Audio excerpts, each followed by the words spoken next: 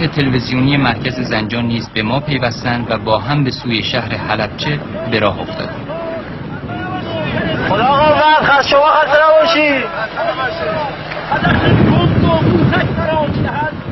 ورود به آن شهری که از فراز دشت در زیر آتش دیده بودیم پای توکل می‌خواهد و دل آشنا با مرگ یقین می‌خواهد. تحور ماجراجویانه شاید بتواند تو را به کام ماجرا بکشاند، اما ماندن و دیر ماندن و پایدار ماندن جز با توکل و یقین به معاد میسر نیست.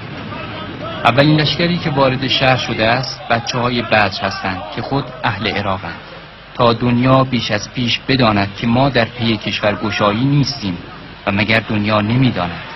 شیاطین همه مفاهیم را در هم ریختند تا هیچ کس سر از حقیقت در نیاورد.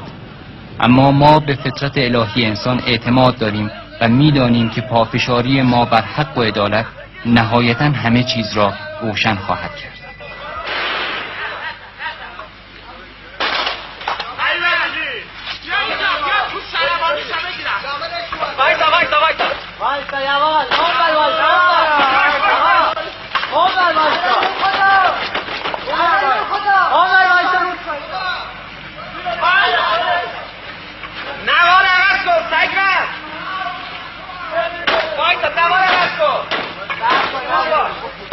این همین جهاز که بمبارون کرد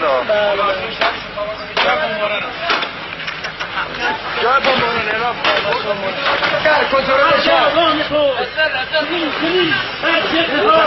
ناتوان و زبون از پیش پای شجاعان دشمن شکنه مصابره بکنید. سلام